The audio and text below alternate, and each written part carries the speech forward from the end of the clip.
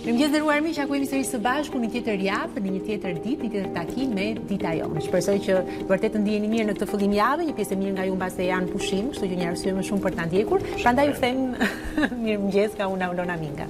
Mirëmëngjes nga unë Blendi Sale, sot është hënë 29 prill, zënë zotrin, kemi rastin t'ju urojmë gëzuar patjetër, po. Që e festuar gjatë ditës djeshme, sot pushimin e shijojmë të gjithë. Por jo ne jemi këtu për t'ju informuar, e mbajtur të argëtuar edhe këtë mëngjes, disa prej temave kryesore në emisionin tonë janë këto.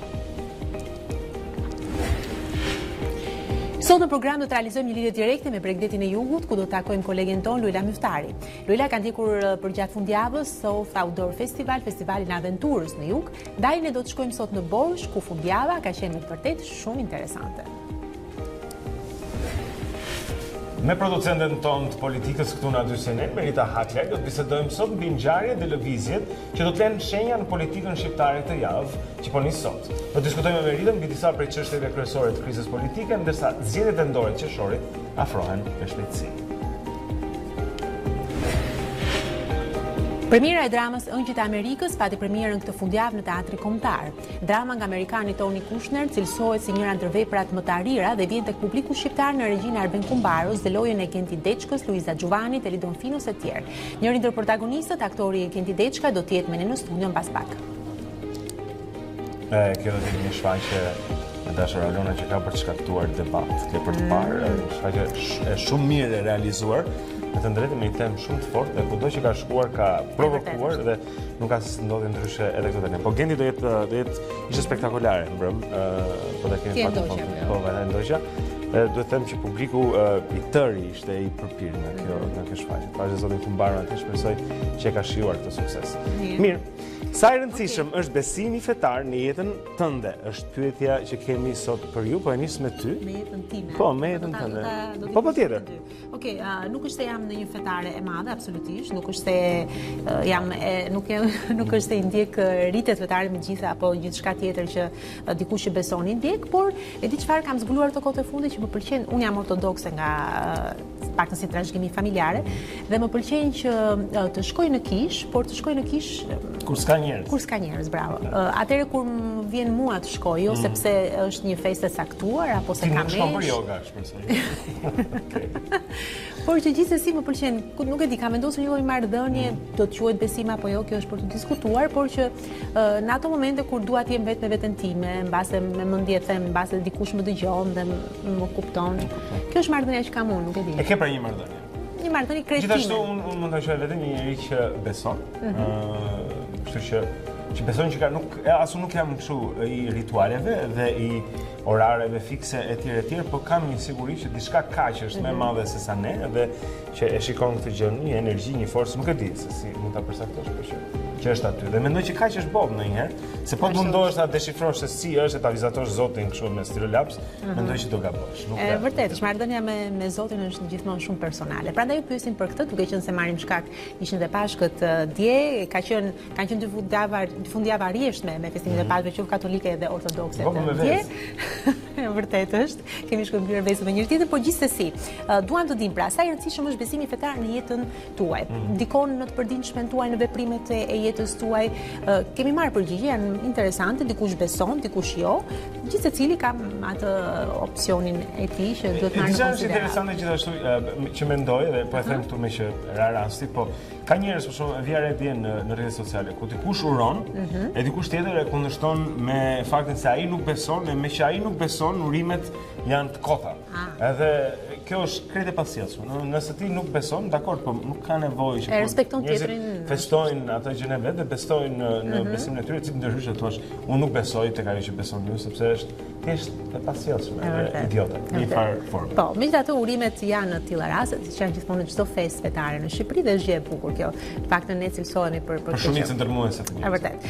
Mirë, tani lidhemi me sutën e lajmeve, kemi atje Erion Dushin, nuk e di çfarë marrëdhënie ka me besimin, por edhe pse megjithëse jo e di, harrova që e di. Na trego diçka, Erion, nëse ke dëshirë të prononcohesh për këtë pyetje. Jo, kjo është një temë shumë e gjerë për të cilën unë do kisha shumë për të folur, prandaj më mirë le të kufizohem në fjalinë kush të do të festoj, le të festoj, pa cënuar të tjerët. Shumë. Dakor, mirë. Dhe tim që ti ke festuar dje gjithsesi. Mirë, në rregull, tani ta kalojmë linjën dhe na informo me diçka që ka ndodhur një ditë më parë. Faleminderit. Sigur se thatë dhe ju të krishterët ortodoks kremtuan dje festën e Pashkëve, ku në kisha besimtar të shumë të mblodhën për të festuar ngjalljen e Krishtit nga varri. Në fjalën e rastit, kryepeskopi Anastas bëri thirrje për më shumë shpresë në këto kohë të vështira. Ngjallja na forcon shpresën për të përballuar si fitimtar çdo energji vdekjeprurse që dhuron jetën tonë, tha ai. Shpresa që dhuron ngjallja e Krishtit, ndërkohë nuk është një ide abstrakte, por lidhet me Perëndi njeriu Jesui, i cili me dëshirën e tij pësoi, u kryqëzua dhe u varros për ne, dhe me ngjalljen e tij të triditshme ai ngriti natyrën njerëzore, përfundoi mesazhin e tij kryepeskopi Anastas. Krerët e Ballkanit Perëndimor pritet sot të mblidhen në Berlin në takimin organizuar nga kancelarja gjermane Angela Merkel dhe presidenti i Francës Emmanuel Macron. Shqipëria përfaqësohet nga kryeministri Rama dhe zëvendës ministri për punët e jashtme Gent Sakaj. Në agjendë parashikohet edhe një takim dypalësh Merkel-Rama, ku mësohet se Shqipëria do i kërkojë Gjermanisë hapjen e negociatave me Bashkimin Evropian pa kushte në muajin qershor. Një temë e rëndësishme që pritet të marrë vëmendjen kryesore në takimin e liderëve të Ballkanit Perëndimor është edhe situata e tensionuar mes Kosovës dhe Serbisë. Merkel pritet ja bëjë të qartë edhe një herë shtetit më të ri në Ballkan se është kundër shkëmbimit të territoreve dhe do të kërkojë nga Serbia njohjen zyrtare të Kosovës si shtet të pavarur.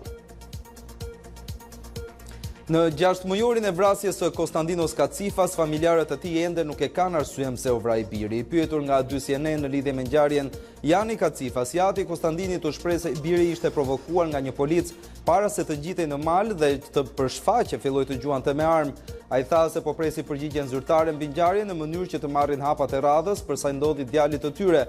Konstantin Kacifas u vra 6 muaj më parë pas përleshjes me forcat e policisë në bularat të Gjirokastrës, ngjarje që tensionoi marrëdhëniet mes Shqipërisë dhe Greqisë. Një shtetas shqiptar i dënuar në vendin tonë për vrasje është arratisur pasi drejtësia britanike liroi me kusht. Hector Mahmutaj, 43 vjeç, është në listën e të kërkuarve të Interpolit. Ai do të ekstradohej në Shqipëri, ku do të vuante dënimin me 25 vite burg për vrasjen e Gentian Ahaj në korrik të 97-s. 43 vjeçari jetonte prej shumë vitesh në Mbretërinë e Bashkuar, ku kishte hyrë në mënyrë ilegale. Mahmutaj ka përdorur 13 identitete të ndryshme dhe është dënuar disa herë. Gjatë të gjitha proceseve gjyqësore në Britani, Mahmutaj ka mohuar vrasje në Shqipëri. Tuneli i aksit Tiranë-Elbasan këtë jetutje do të jetë plotësisht funksional. Punimet kanë përfunduar dhe aksi është të funksion të gjithë përdoruesve të mjeteve. Ndërtimi i këtij tuneli bën të mundur eliminimin e rrezikut të rrëshqitjes së dherave duke rritur më shumë sigurinë. Investimi u bë mundur në sajt të një fondi prej 458 milion lekësh nga buxheti i shtetit. Ministria Belinda Balluku, e cila inspektoi tunelin, përsëriti se punimet për ndërtimin e rrugës Tiranë-Elbasan nisën në mungesë të një studimi gjeologjik, por tashmë sipas saj gjithçka po përmbyllet me sukses. Kaq për këtë hapësirë të parë informative. Bashkë ritakojmë pas 30 minutash. Faleminderit Erion për gjithë informacionin. Ky ishte fleshi i parë se zotrin.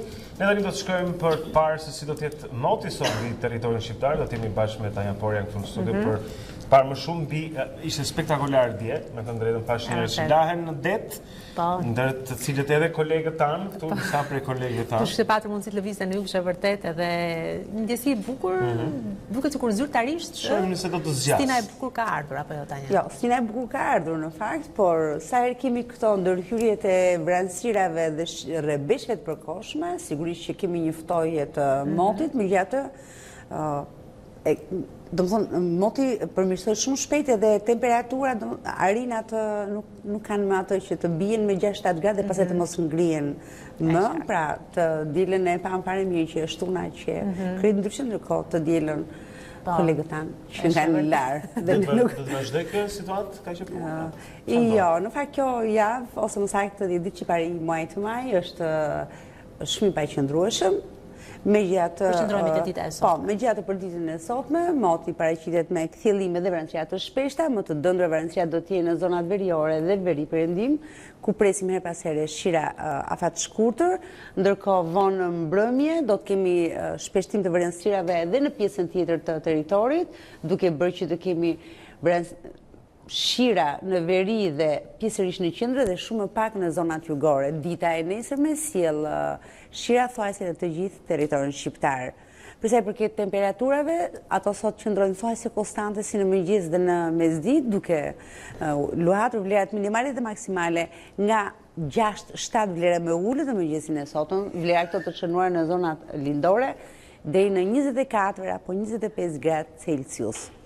Do doja të theksoj për 10 ditën e parë të muajit maj, do të kemi herpasherë fuqizim të vranësierave dhe shira në zona të ndryshme të territorit shqiptar, megjithatë përgjithsisht orët e para të ditës dhe në mbrëmje, moti do të jetë i kthjellë, pra me një fuqizim në mesditë dhe shira në mesditë. 15 ditë që i pari muajit maj do t'jetë paka shumë në këto kushte, por edhe temperatura do t'jenë shumë pranë vlerave normale dhe vetëm ditë veçanta do t'kemi rritje të temperaturave, por nuk pretendojmë që 10 ditën e parë të majit të shkojmë në 28 apo 30 gradë si që ishim në ditët e fundit në javën që shkoj më saktë. Ky është informacioni në lidhje me kushtet e motit për territorin shqiptar për ditën e sotme, detaj do t'japim dhe në vijim. Faleminderit Tana. Mirë, në rregull do të hedhim një vështrim dhe mbi trafik, besoj ora është 7:10 minuta për të parë se si është lëvizja tani në kryeqytet. Ne shkojmë trafikun zonën zotrim për një moment, hartën pra që paraqet Google-i për këto, edhe pse duhet thënë në fakt që në ditët kur ka pushim ka gjithashtu siç shihet edhe në këtë hartë, të gjelbërt në rrugët e Tiranës, duket gati sikur pylli orbital mund të shihet tani, sepse në fakt është thjesht qarkullimi i lirë i makinave që shënohet me të gjelbërt pra nga Google. Shikojmë pak vonesa zonja e Zotrin vetëm në pjesën mbi qendrën spitalore universitare Nën Tereza, te semafori atje, dhe për ndryshe janë ca nga dalësimet e zakonshme në rrugën e Kavajës, për ndryshe mund të themi se trafiku në këto momente është pothuajse jo ekzistent në rrugët e kryeqytetit. Sa duket dita e pushimit ka bërë të vetë dhe kjo reflektohet edhe në hartën e trafikut. Mirë, tani është momenti të lidhemi sërish me sudën e lajmeve, kemi atje Kris Martiron për të marrë dhe më të fundit për të takon edhe sportit, vim nga fundjava që besoj ka patur edhe zhvillime. Kris, mirëmëngjes. Mirëmëngjes Aulona. Mirëmëngjes Blendi. Linja për ty. Mirë, do të shohim se cilat kanë qenë rezultatet e fundit dhe çfarë ka ndodhur në kampionatet elitare të futbollit. Milan vijon me paraqitje të negative në kampionatin italian, atje ku një natë më parë është mundur 2-0 nga Torino në një ndeshje e cila ishte direkte sa i përket një vendi që të çon në Champions League. Belotti dhe Berenguer ishin autorët e golave për Torino, ndërkohë që për Milan Gattuso duket shumë pranë shkarkimit me rezultatet e fundit, të cilat nuk premtojnë as pak. Ndërkohë në ndeshjen Sampdoria-Lazio ishte fitoria e të kaltërve 2-1 me golat e Caicedos, ndërkohë që për Sampdorian shënoi Quagliarella një tjetër gol dhe tjetër rekord, duke shkuar kështu drejt fitimit të këpucës së artë në Itali. Vlen të theksohet edhe paraqitja e jashtëzakonshme e portierit Strakosha. Real Madrid vijon të surprizojë me rezultatet në La Liga. Vetëm një natë më parë, skuadra e drejtuar nga trajneri Zinedine Zidane u mund nga Rayo Vallecano në shifrat 1-0. Goli vetëm i takimit u shënua nga Embarba, me Vallecano që tashmë beson tek mrekullia e mbijetesës. 3 javë nga fundi atyre u duhet shumë punë dhe kundërshtarët ndalen në mënyrë që kjo të bëhet realitet, ndërsa Real mbetet në vendin e tretë, pa impenjim përveç prestigjit për pjesën e mbetur të sezonit. Bayern ndërkohë ka shpërdoruar mundësinë e shkëlqyer të dhuruar nga Dortmund për të mbyllur një herë mirë llogaritë e titullit në Bundesligën gjermane. Bavarezët u ndalën në një barazim 1-1 me vendin e parafundit të renditjes Nuremberg, në një ndeshje që mund të ishte humbur nëse vendasit nuk do të gabonin nga pika e bardhë në minutat e fundit. Gnabry dhuroi një pikë të tij me golin në minutën e 79 dhe Bayern mbetet në vendin e parë tashmë me një distancë prej 2 pikësh nga Dortmund, që shpreson ende tek një tjetër ndalesë e kampionëve. Manchester City nuk lë vend për surpriza Citizens, edhe pse vetëm me një gol arritën të fitojnë përballë Burnley, duke marrë 3 pikë të cilat ishin detyrim në garën për titull. Sergio Aguero ishte shpëtimtari Pep Guardiolës duke zhbllokuar ndeshjen në pjesën e dytë. Javë nga fundi i Premier League, City qëndron një pikë më shumë se Liverpool në krye të renditjes dhe një gabim në 2 takimet e mbetura do të ishte fatal në garën për titull. Ishin këto të gjitha informacionet sa i përket kësaj hapësire të parë sportive. Linja për ju, Aulona dhe Blank. Okej. Ne morëm dhe këtë informacion nga sporti, zonë zotrin nga kolegu Kris Martiro, tani është koha për të parë pak se çfarë ka ndodhur në datën 29 prill ndër vite e shekuj. Do të shikojmë këtë kalendar pra historik në atë që ne quajmë kjo datë në histori. 1945, njësita armatës së tretë të Shteteve të Bashkuara që komandohej nga generali amerikan George Patton, çliruan kampin famkeq nazist të Dachau në afërsitë të Munichut. Më 1933, Dachau u bë kamp i pari për qëndrimit i krijuar nga qeveria e Gjermanisë naziste për të mbajtur të burgosurit politik. Aty humbën jetën mbi 10 milion njerëz, ndërmjet të cilëve 6 milion hebrej evropian. 1945, Adolf Hitler martohet me Eva Braun, të cilën e kishte takuar në Munich, kur ajo ishte 17 vjeç. Ata u martuan gjatë një ceremonie të shkurtër civile. Ajo ishte 33 dhe ai 56 vjeç. Më pak se 40 orë më vonë, ata kryen vetvrasje së bashku në një dhomë në bunker, ku qëndronin të fshehur. Publiku gjerman nuk ishte në dieni të marrëdhënies së Braun me Hitlerin deri pas vdekjes së tyre. 1962, presidenti John Kennedy dhe bashkëshorti e tij dhanë në Shtëpinë e Bardhë një banket për disa shkrimtar, pedagogë dhe shkencetar të shquar amerikan. Ndërmjet të ftuarve ishin 49 fitues të çmimit Nobel. Presidenti Kennedy e përshkroi këtë ngjarje si ndoshta përqendrimin më të madh të talentit dhe genialitetit në Shtëpinë e Bardhë.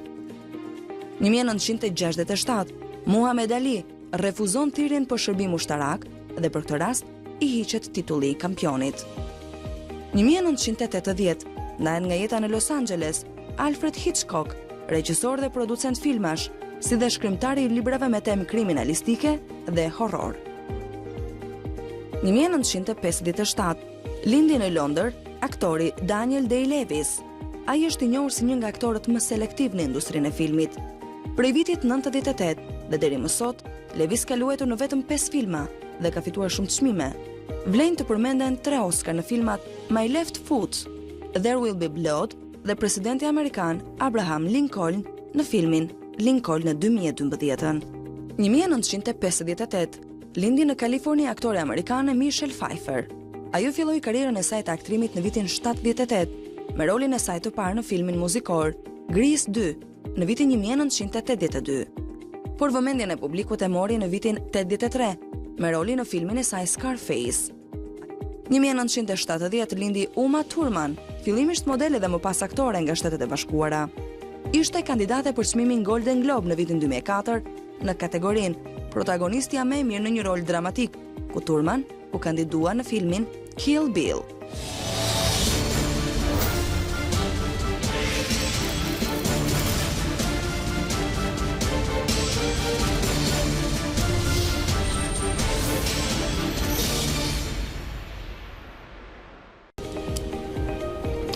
Kemi dhe njerë në Dita Jonë, së zotrin tani për të parë disa prej titujve kryesor në mediat online, do nisim me faqen e televizionit tonë, është a2cnn.com.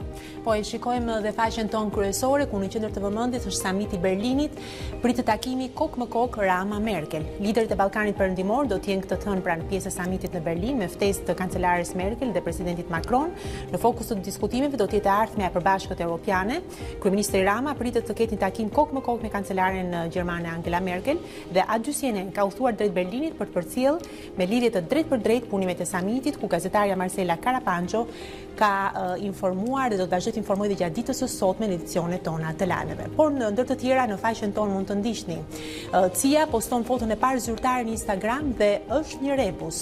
Në Baku sërish dominimi Mercedes në Formula 1, Bottas në krye të botrorit. Nga Jeruzalemi në Rusi, Bashkët Ortodokse në botë. Mund të lexoni gjithashtu samiti i Berlinit, Thaçi paraqit kërkesat për Merkel dhe Macron.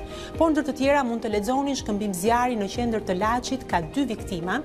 Mund të lexoni gjithashtu 6 muaj nga vrasja e Kacifas. Familjarët nuk e dim ende pse e vranë. Është ky një raportim i bërë nga gazetari Mariglen Mulla, i cili ka udhëtuar pikërisht atje ku ndodhi dhe ngjarja dhe ka sjell një raport interesant. Mund të lexoni nga arena ndërkombëtare, Spanjë fitojnë socialistët, por mungojnë numrat për qeverisje e djatha ekstreme në parlament. Mund të lexoni gjithashtu dhe South Outdoor Festival, aktivitetet e ditës me parashut dhe me zhytje, gjithçka pra që ka ndodhur në jug, duket që ka qenë një fundjavë e mbushur me mjaft aktivitete. Do të kemi mbas pak një lidhje të drejt për drejt pikërisht atje me gazetarin Luela Myftari për të informuar me tepër detaje. Këto dhe të tjera mund t'i gjeni duke klikuar në faqen online të a2cnn.com për të qëndruar gjithmonë të informuar dhe për mos humbur asgjë nga ato që ne transmetojmë në ekranin tonë. Qëndroni pra edhe për këtë lidhje direkte me Borshin, mbas pak zonë zotrin, do të shikoni se si mund Olona bëhemi të gjelbër nga Zilia, ndërkohë që flasim me duelin.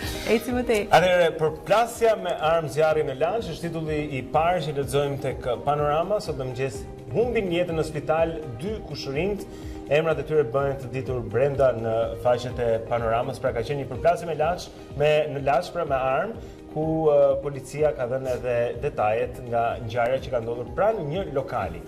Shohim pastaj aksident në Manës, humb jetën në spitalin e traumës 23 vjeçari. Kjo ka të bëjë me një aksident që ka ndodhur mbrëmjen e djeshme në Durrës, ku ka patur si pasojë humbjen e jetës së një djalit të ri pra 23 vjeçar fatkeqësisht nga ky aksident rrugor në Durrës. Bie nga shkallët e pallatit, humb jetën tragjikisht 53 vjeçari. Më tutje tek Panorama do të lexojmë edhe lajme që s'janë aksidente. Basha intervistë për gazetën slovene, vendin e shpëton vetëm një demokraci evropiane. Politikanët e lidhur me krimin duhet të largohen. Zbresim më poshtë tek Panorama, ekzekutimi i vëllezërve Bilali, përgjimet që çuan në zbulimin e autorit, makina e djegur, prova që ndihmoi policinë. Gjithashtu lexojmë për summitin e Ballkanit, Merkel konfirmon takimin kok më kok me Ramën, pritet që të ndodhi sot rreth orëve të drekës, zonja e zotrinj.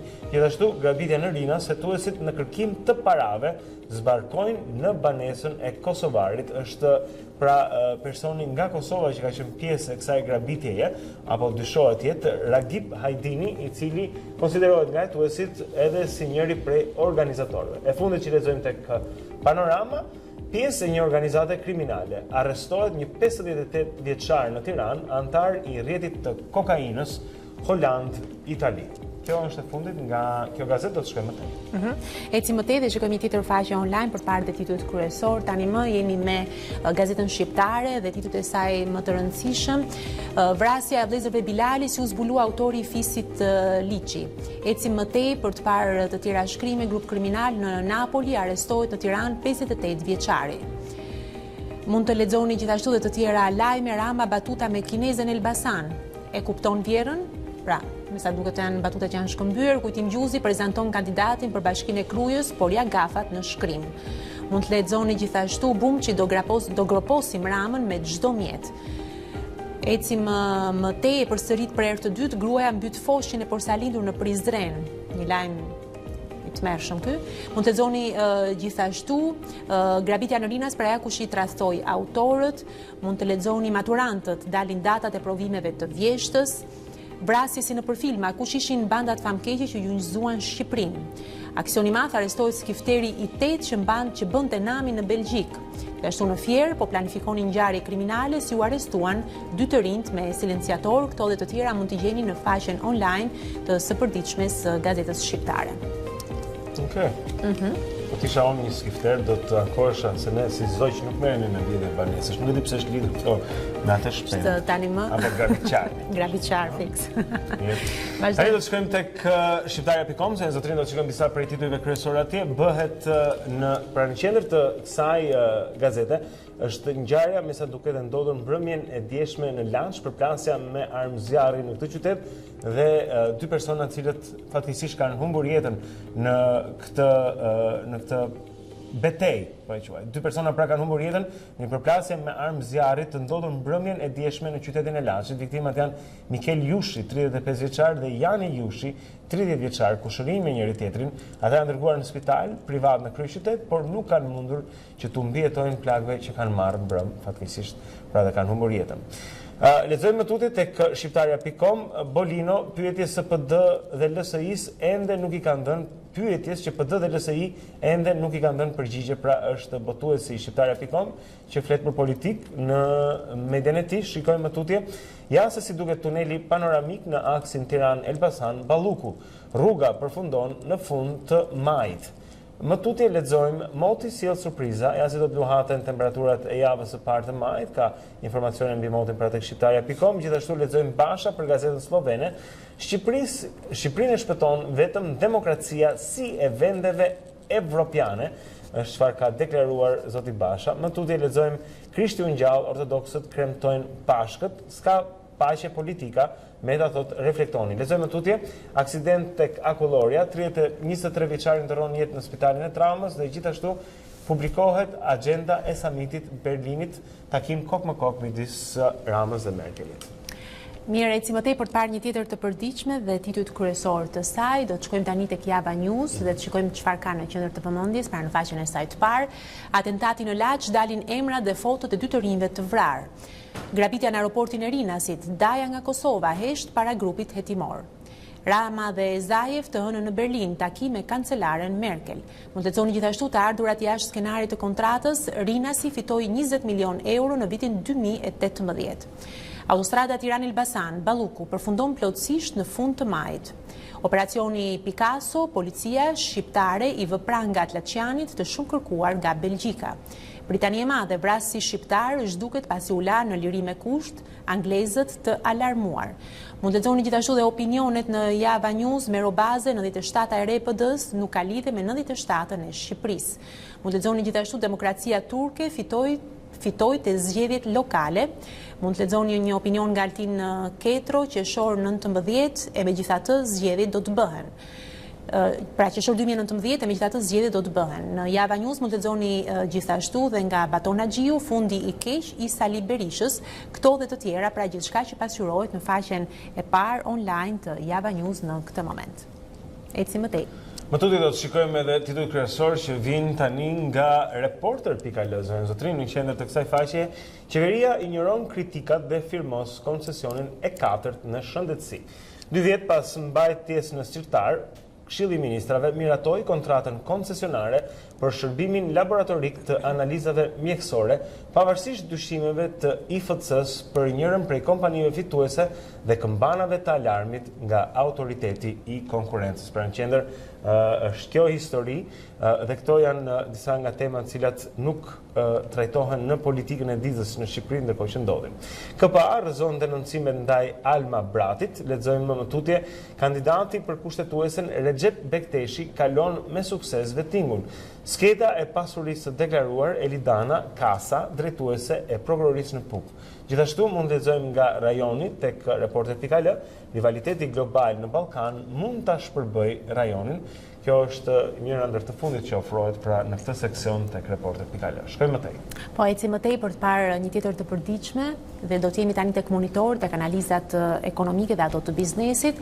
Të shikojmë pra se çfarë ka në qendër të vëmendjes. Familjet shqiptare pa para por me prona. Është një vëzhgim që vjen në monitor, ndërkohë që eci më tej, kompanitë me borxhe 13% e të mëdhave pra financohen nga fajdet. Nëse lexojmë më tej do të gjejmë RCC, punësimi informal në Shqipëri 30.3%, nuk ka një qasje strategjike për rritjen e punësimit formal. Mund të lexojmë gjithashtu hetoja i AKU-s, sa të sigurt jemi për ushqimet që konsumojmë, është një debat që ka lindur së fundi pra në lidhje me sigurinë ushqimore. Mund të lexojmë gjithashtu në monitor sa mish konsumojnë shqiptarët dhe si po ndryshon dieta e tyre. Fondet e investimit në presionin e interesave është një tjetër shkrim që vjen tek monitor, ndërkohë që më poshtë mund të lexojmë rëshitja e dheut në Tiranë në Elbasan, hapet tuneli Balluku më afër përfundimit të gjithë autostradës. Investitorët u bën më konservator, sa është kthimi nga fondet. Bashkia Tiranë u jep pronat e saj 4 kompanive për të ngritur pallate, do të marrë 40% të ndërtimit. Këto janë disa prej shkrimeve dhe vëzhgimeve që vijnë nga fusha e ekonomisë në faqen online të monitor. Shumë mirë, do të shkojmë tutje tani për të parë disa nga lajmet që vinë nga Kosova, jemi tek CNN-in tonë. Okej. Atëherë, shikojmë se si njëri ndër të arraticurit nga Kina gjen perëndin në Kenya, është një histori pra nga bota që CNN e trajton në faqen e vet të parë, gjithashtu një histori dashurie ajo midis perandorit japonez Akihito dhe një studente të letërsisë që ai e takoi një ditë në një fushë tenisi, janë në krahun e djathtë lart të faqes ku tregohet pra kjo histori dashurie, cila ishte jashtë po themi rregullave të perandorisë dhe familjes dinastisë perandorake atje, por dashuria ndonjëherë bën që ti të dalësh nga linja dhe kështu bëri Akihito. Mund ta gjeni këtë dhe shumë të tjera tek cnn.com gjithashtu zonë zotrin. Sot në mëngjes ne tani do të shkojmë tutje në një tjetër Kemi tjetër, nuk besoj. Jo, nuk kemi mbaruar. Okej, në rregull. Mirë, atëherë duke qenë se jemi tek CNN, tek gjithçka që ndodh tani ndërkombëtare, jeni një vështrim tek fotot e një dite më parë, sepse ka shumë momente të bukura që nuk duhen humbur dhe më pas do të jemi së bashku për të lidhur drejt për drejt me Borshën. Kemi gazetaren ton Lula Muftari, e cila do të na informojë për gjithçka që ka ndodhur në këtë fundjavë, e cila ishte me të vërtetë për tu patur Zilia. Sa i kemi parë përmes rrjeteve sociale, sepse shumë nga pjesëmarrësit në South Outdoor Festival kanë hedhur fotot dhe videot e tyre, por Luela do ta bëjë përmbledhje të gjithë kësaj gjës që nga sa kemi kuptuar deri tani dhe nga raportimet e saj në aty CNN ka vajtur mjaft mirë. Do të pas pak.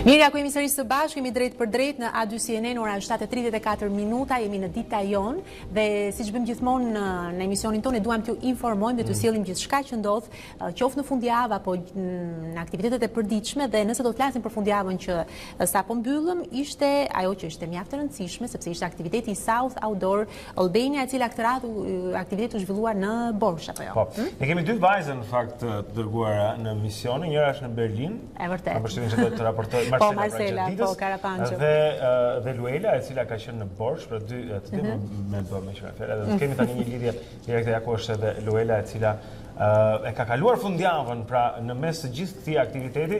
Atëherë Luela, mirëmëngjes. Mirëmëngjes Luela, pse se kemi një përshtypje ne që ti duhet të jesh kënaqur shumë. Mirëmëngjes Aulona. Je kënaqur shumë, por na trego pak, na bëj një përmbledhje për ata asaj që përjetuat atje. Në fakt, në 3 ditë festivali ka qenë një magji më vete, ashtu siç është i gjithë jugu i Shqipërisë. Ka nisur me sportet dhe aventurat, ashtu siç është misioni i të gjithë këtij festivali, South Outdoor Festival, dhe ka përfunduar me muzikë shumë të mirë. Dje ka qenë mbrëmja e 3 e këtij festivali, mbrëmja latine, dhe ashtu siç e kishim parashikuar më herët, mbrëmja e parë ju dedikua jazzit, mbrëmja e dytë ju dedikua muzikës rock, dhe dje kanë qenë në ritmet latine. E megjithatë duhet thënë se nata e dytë ka qenë nata më kulmore, po themi, e South Outdoor Festival, pasi në skenë është ngjitur grupi Elita 5, një grup legjendar që siç duket ka bërë pjesë të këtij festivali jo vetëm ata që vinin nga Tirana apo turistët e huaj që ishin bashkuar këtij festivali që nga dita e premte, por edhe ata që gjendeshin rrotull këtej në jug të vendit. Pra kishte pafund njerëz që kishin ardhur nga Saranda, nga Vlora, që ju bashkuan në fakt skenës e improvizuar këtu në Borshë për natën e dytë të festivalit. Sigurisht pas natës së dytë ritmi ka rënë pak, jo të gjithë e pëlqejnë latinën, jo të gjithë po themi përpiqen të argëtohen një lloj si ditën e dytë, pra kulmi ka qenë natën e dytë me grupin Elita 5. Krahasuar me vitet e tjera, me erët e tjera, Luela, ti si e shikon këtë aktivitet? Ka interes të shtuar? Vërtet mund të themi që është hapur zyrtarisht tani më dhe sezoni? Është ky momenti i dur për ta thënë këtë gjë, apo mbaron festivali dhe pastaja situata kthehet në atë normalitetin dhe presim të vi koriku dhe gushti për të filluar nga aktiviteti veror, nëse mund të shprehemi kështu?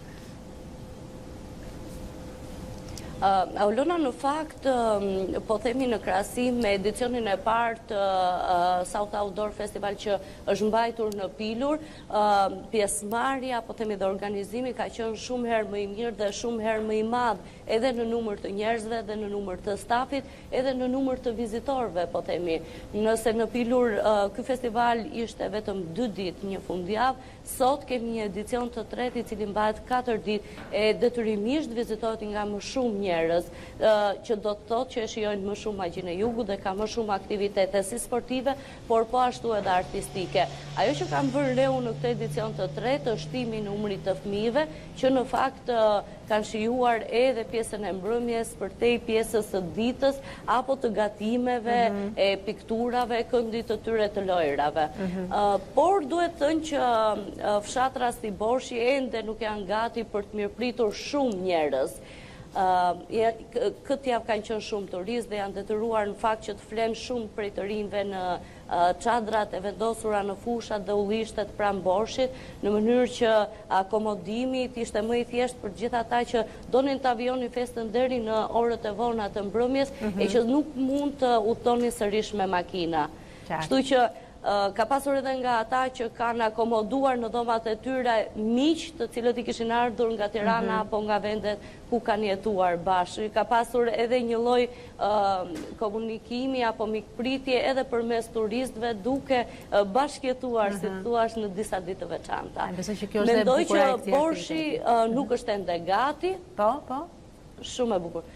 Unë mendoj që gati nuk është Borshi, pasi nëse do të çojmë në vijën bregdetare, po themi të Borshit të ri e deri në Borshin e vjetër, ka vetëm një supermarket ku mund të blesh produkte, çka do të thotë që nuk mund të mbuloj të gjitha nevojat e turistëve, sidomos në një bum të tillë. Mendoj që maji është ende herët për të thënë që të gjithë operatorët turistik do jenë gati. Këtu ka ende punime, ende hoteleri që përpiqen të investojnë, po besoj se është pak vonë, ndaj maji nuk do të jetë një muaj i begat. Duket sikur të gjithë operatorët turistik këtu presin qershorin, korrikun dhe gushtin si muajt e verës dhe muajt e pikut të sezonit.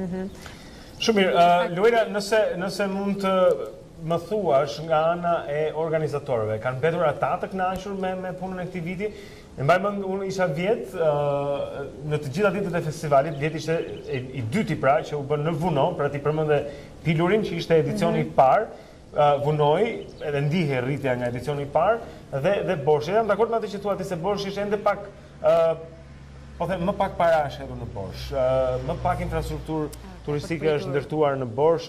Gjithë njerëzit janë të përqendruar tek Dërmiu, Jala, Himara, dhe këto pjesa më e poshtme e jugut kanë mbetur, sido që Borshi është fantastik. Nuk ka një shëtitore. Nuk ka ende një shëtitore. Pra, megjithëse ofron, po themi, gjirin më të madh dhe më të bukur në Bregdet. Po më thuaj pak për këtë dhe mbi organizatorët nëse ata pra kanë konsideruar edhe këtë edicion një sukses. Po, organizatorët në fakt e kanë konsideruar këtë festival një sukses, duke marrë parasysh që është një festival që këtë vit, në këtë edicion, është zhvilluar për 4 ditë, ka do të thotë që të menaxhosh të gjithë situatën, përfshi edhe mbetjet, po themi që lën vizitorët apo turistët, të menaxhosh të gjithë sistemin e ushqimit, po themi, këtu ushqesh fshatshë dhe në një farë mënyre i përshtatesh disa rregullave. Duhet thënë që organizatorët ja kanë dalë më së miri, të mos përfshihen, të mos kenë grindje, të mos kenë probleme në skenë, të mos kenë probleme me trafikun, të mos kenë probleme, po themi, me makinat dhe parkimin. Kështu që besoj se ky ka qenë një vit i mbar, po themi, për organizatorët, dhe me savurare unë, drejtoresha e këtij edicioni, po themi dhe koordinatorja, dje po shionte shumë mbrëmje latine, kështu që duhet thënë ka qenë një vit i mbar. Mirë, me që jemi këtu Lula përpara se ndahemi bashkë, më shpjego pak nga këto aktivitetet, zhytja, ku diun, hedhje me parashut, kërcime, latine, muzikë, jazz, etj. Kishte zhytje në det, kishte edhe zhytje në qingj. Jam kurioze, ti kë ke shijuar më tepër nga këto? Në fakt, unë kam zbuluar bashkë me kamerën e A2CNN, magjinë e Nivicës, kam udhëtuar me një Jeep Safari për të mbërritur deri në Nivicë, aty ku ka disa kanione, dhe që ishte një bujtinë e jashtëzakonshme mbi kanion. Natyra ishte shumë e bukur, ishte vërtet 4 apo 5 orë, dhe varet nga ecja, nga makina dhe nga grupi që të shoqëron. Vërtet rruga ishte 5 orë, ishte e vështirë, por në fund u përballëm me një lloj mrekullie që ndoshta nuk e gjen askund tjetër. Ishte një vend i mrekullueshëm, me tempuj shumë të mirë, me një arkitekturë fantastike, me arkeolog anglez që kërkonin thesare të tjera anatovise, dhe sigurisht me një bujtin dhe me njerëz shumë ikpritës. Unë mendoj se është një nga perlat e jugut, të cilën fatkeqësisht nuk mund të arrijmë me makina normale apo me po themi nuk mund të arrijnë të gjithë në rrugë dhe në infrastrukturë. Ndaj neve kemi zbuluar në këtë udhëtim, besoj se sapo të mbërrin Tiranë do t'i ofroj publikut një nga këto magjitë e jugut. Dhe kjo është Nivica në fakt. Shumë mirë.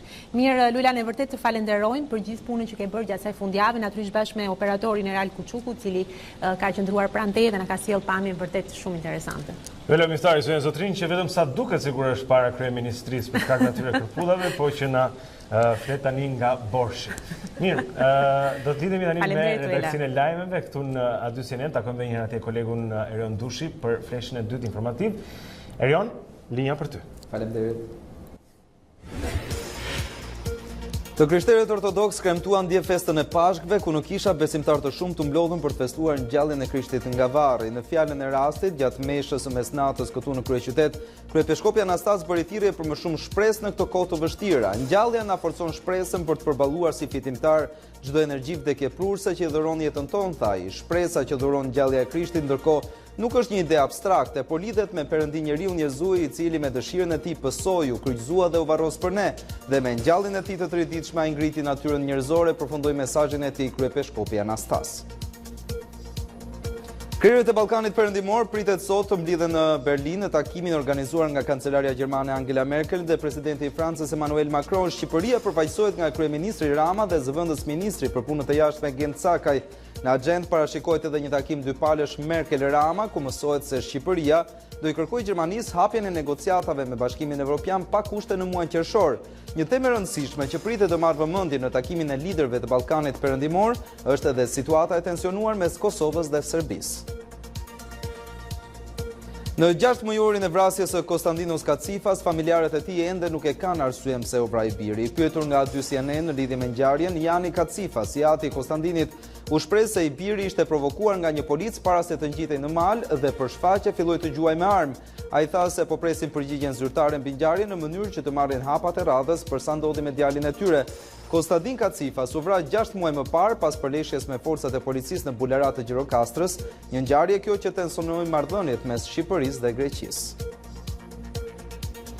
Tuneli i aksit Tiranë-Elbasan është hapur për kalimin e mjeteve. Ndërtimi i tij bën të mundur eliminimin e rrezikut të rrëshqitjes së dherave duke rritur sigurinë. Investimi u bë në sajt të një fondi prej 458 milion lekësh nga buxheti i shtetit. Ministria Belinda Balluku, e cila inspektoi tunelin, përsëriti se punimet për ndërtimin e rrugës Tiranë-Elbasan nisën në mungesë të një studimi gjeologjik, por tashmë sipas saj gjithçka po përmbyllet me sukses.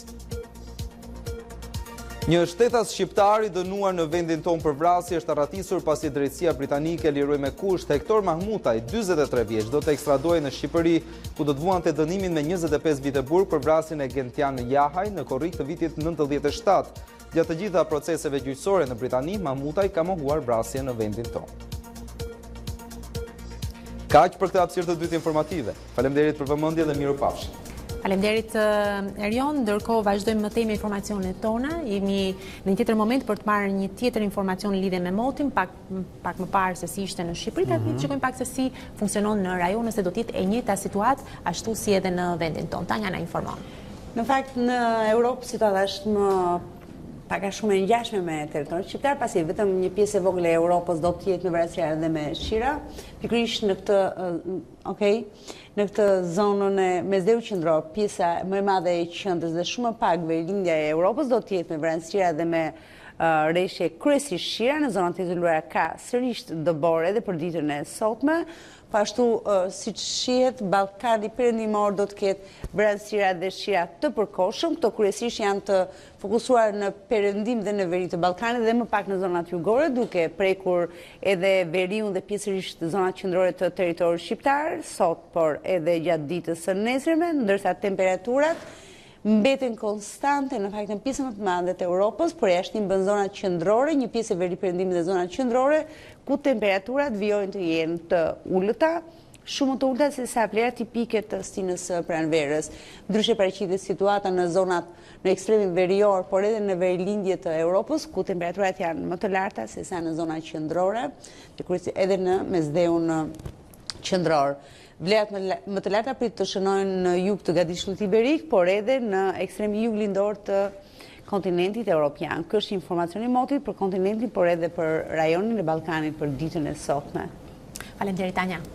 Okej, në rregull, edhim një vështrim sërish në trafik, si thua. Po shumë shpejt, do shikojmë edhe hartën e kryeqytetit në këto momente, zonën Zotrin, për të parë se si paraqitet situata e trafikut atje. Duke qenë se është një ditë pushimi, pra edhe për ditën e sotme mund të shikojmë se e gjelbërta është dominante në Tiranë. Ka pak ngarkesë trafiku, ndërsa vinin në kryeqytet pra dhe afroheni tek rrethrotullimi i Shqiponjës, ndërkohë në rrugën e Kombinatit drejt Tiranës gjithashtu pra shohim pak ngarkesë në semaforët atje dhe kthesa për Ysberisht që për shkak të këtyre ngarkesave pra mund të ketë pak vonesë. Përgjithsisht pastaj shikojmë qyteti është i lirë, pa ngarkesa tek Teodor Keku në semafor, pra asgjë për të shënuar. Ka rruga Dritan Hoxha, ndërsa vjen në Tiranë, atje është një zonë me furgonët që ndalojnë her pas here para Pallatit Sporteve. Shikojmë kryqëzimin e rrugës Bardhyl me Hoxha Tasim pra në Unaz, që ka pa ngarkesë dhe pak tek semafori i qendrës spitalore universitare Nën Tereza, ndërsa vjen në Unaz atje, do të prisni 2-3 minuta më shumë, por përveç kësaj nuk mund të flasim për trafik në këto momente në Tiranë, me sa duket dita e pushimit të pas-pashkës, pra është në funksion të plot, njerëzit janë në shtëpitë e tyre, makinat janë fikur dhe janë duke na parë ne. Dhe janë duke na parë ne, nuk ka nga shkojnë ndryshe. Mirë, okay. Lidhemi sërish tani me studion e lajmeve, kemi atje Krist Martiron, na japi tira informacione për sportin. Krist. Mirë, do të shohim se cilat janë qenë ndeshjet dhe se çfarë ka ndodhur në kampionatin shqiptar të futbollit. Kuksi nuk arrin të shfrytëzoj për të disatën herë dhuratat që vinë nga Partizani në garën për titull. Me ndalesën e kryesuesve, verilindorët kishin shansin të afroheshin në 8 pikë dhe të shtonin presionin tek të kuqt, por kjo nuk ndodhi pasi Kuksi nuk shoi më shumë se një barazim pa gola ndaj Teutës. Kjo edhe fal një super Isli Hidi. Tirana do të përjetoj 5 javë ferri në kategorinë superiore në ndeshjet e mbetura. Parë dhe blut nuk arritën të fitojnë përballë luftëtarit, duke marrë vetëm një pikë pas barazimit 1-1. Tashmë kërcënimi me emrin Kastrioti është vetëm 3 pikë larg. Ringjallet Skënderbeu që mund 2-0 flamurtarin në Korçë dhe kërkon tashmë kupat e Evropës. Vlonjatët duket se kanë humbur shkëlqimin e disa javëve më parë kur regjistronin një seri rezultatesh pozitive radhazi. Do të mbetemi tani tek ngjarjet në fundjavë në kampionatin francez të futbollit. Pas Kupës së Ligës, Paris Saint-Germain dështon të ngrejë lart edhe Kupën e Francës, një nga objektivat kryesorë të klubit. Është Rennes në fakt kampionja më e re e këtij trofeu pas triumfit nëpërmjet 11 metrëshave. Paris shënoi 2 herë brenda pak minutave në pjesën e parë duke krijuar iluzionin e një fitoreje të thjeshtë, por Rennes nuk u dorëzua dhe barazoi në pjesën e dytë duke çuar takimin në shtesë, atje ku nuk pati fitues.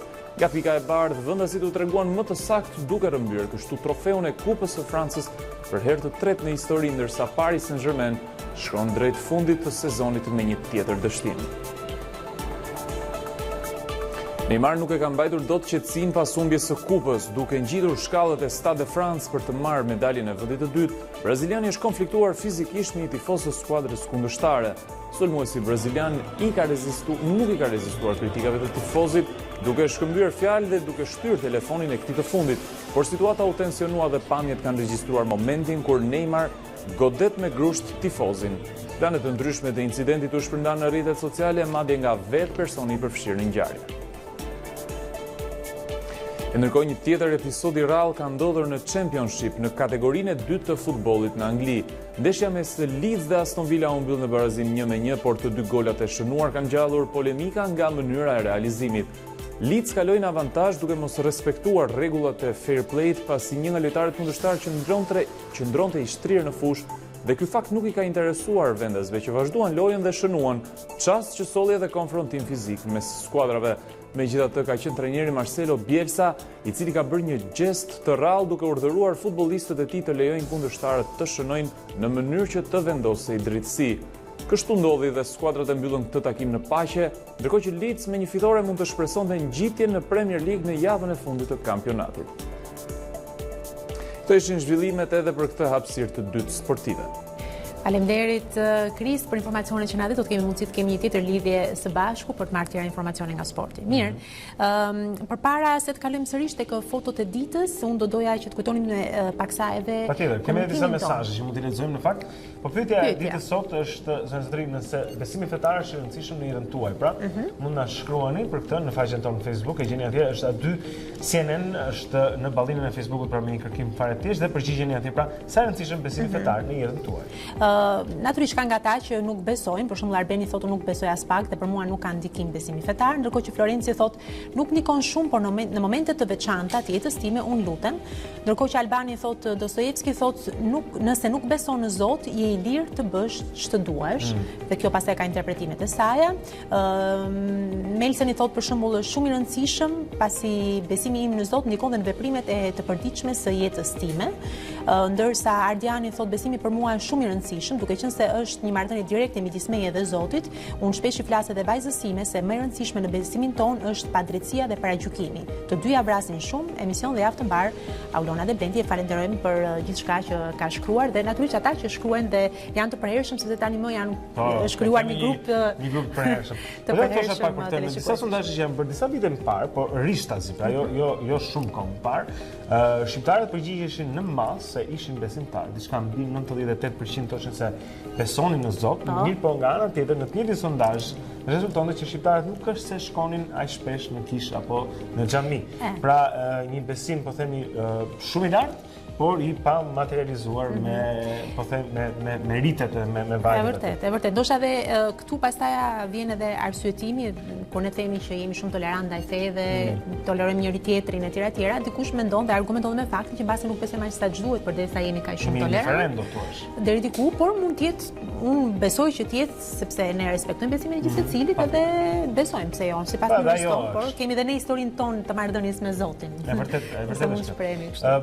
Dhe kanë nga ata, cilët të çështjen e besimit e quajnë edhe si diçka e cila ka pasaj ndikim në shoqëri. Nuk e di se sa e vërtet është kjo, apo sepse ke shoqëri për shembull që mund të jenë thellësisht, po themi si në Meksik, katolik, po gjithashtu ke kartele dhe dhunë të jashtëzakonshme në ato vende. Kështu që jo gjithmonë qenit fetar, po themi si kom manifestohet në paqe dhe kohezion social. Duhet parë. Mirë, gjithsesi nëse keni dëshirë të shprehni opinionin tuaj, jeni të lutur të shkruani dhe ne do t'i marrim në konsiderat, do të lexojmë të tjera opinione që do të vinë në faqen tonë në Facebook. Mirë, shijojmë sërish fotot e ditës dhe më pas do të jemi së bashku për të bërë një analizë të javës politike që pritet në Shqipëri. Kemi ngjarje natyrisht që kanë të bëjnë me më të fundit e politikës, do t'i diskutojmë këto me Merita Aklin, producenten tonë, mbas pak pas fotove të ditës.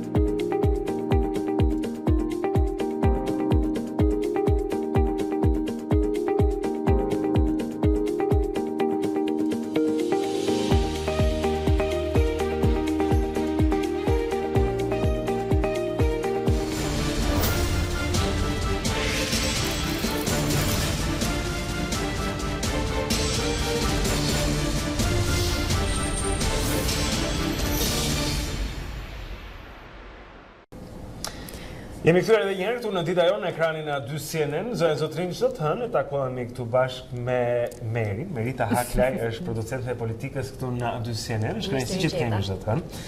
Le të flasim pak për edhe flisim me Alonën edhe kishim dhe Dorin të premten siç bëjmë aty dhe ka ndihet që po rrotullohemi në këto tema prej disa javësh tani më, domethënë sikur ka ngjarje, zhvillime, gjëra që janë interesante, megjithatë shumë gjëra mbeten ende njësoj. Ndihet, nuk e di nëse je dakord me këtë një lloj ciklizmi, po themi i kësaj situate. Vendumro. Çfarë mund të konsiderojmë të re, ndoshta për ta thyer sadopak në këtë javë që po nis, Merita? Të re janë këto lëvizjet e vogla, që nuk e di se sa do mund të quhen të vogla. Kemi dalje në skenë të një partie të re, e paralajmëruar prej 2 vitesh, por e zyrtarizuar vetëm tani, ajo Astrid Patozit, e cila tashmë quhet Bindja Demokratike. Është një parti që u regjistrua në gjykatë, u regjistrua edhe në Komisionin Qendror të Zgjedhjeve, duke provokuar edhe debat me Partinë Demokratike, e cila ka braktisur Komisionin Qendror të Zgjedhjeve prej kohësh, por edhe Parlamentin tashmë dhe përjetoi edhe përfaqësimin e saj në strukturat zgjedhore. Kësaj është Bindja Demokratike e Astrid Patozit, që synon që të zëri, le të themi, atë hendek që po lë Partia Demokratike për zgjedhjet vendore të 30 qershorit. Partia Demokratike e cilëson si të paligjshme apo jo certifikimin apo regjistrimin e bindjes tani më. Përse? Cilat janë argumentat që sjell ajo për këtë fakt? Sepse Bindja Demokratike brenda të njëjtës ditë, le të themi brenda 2 orësh, çoi kërkesën për regjistrim në gjykatë dhe po atë ditë çoi kërkesën për regjistrim në Komisionin Qendror të Zgjedhjeve. Dhe në Komisionin Qendror të Zgjedhjeve do të thotë që ka shkuar një kërkesë, një projekt partie, jo e një partie. Duke pasur parasysh këtë fakt, Partia Demokratike presupozon që së pari është shkelur kjo etapë. Në momentin që gjykata vendosi që ta regjistroj Bindjen Demokratike si parti, ishte ka përcyer afatit për regjistrimin, le të themi, ajo e marta e famshme e 21 prillit. Dhe në kapërcim të afatit i bie që është favorizuar Bindja Demokratike për te ligjit, për te kodit zgjedhor. Megjithatë, kodi zgjedhor edhe në të kaluarën ka bërë lëshime dhe favorizime edhe për PS-n dhe për PD-n, ku këto kanë dashur të vonohen apo kanë dashur e ke parasysh në fakt lëshimi më i madh, i cili është kritikuar edhe nga OSBE Diri, ka qenë ai 2017-s, ku Partia Demokratike dhe aleatet e saj shkelën çdo afat të regjistrimit, qoftë subjekteve, qoftë koalicioneve, që është një datë, një muaj më vonë, dhe janë regjistruar në minutat e fundit vetëm në bazë të një marrëveshje politike dhe jo të ndryshimit të kodit zgjedhor, që të mund të kishte një kuadër ligjor mbi të cilin të mbështetej regjistrimi i partive politike për të përfshirë në garën zgjedhore të 25 qershorit asaj kohe. Madje Partia Demokratike shkeli edhe afatin e rënë dakord në marrëveshje, ka dorëzuar listat e kandidatëve në minutat e fundit, përtej mesnatës, në Komisionin Qendror të Zgjedhjeve, dhe lista e plotësuar përfundimisht ka zgjatur 2-3 ditë.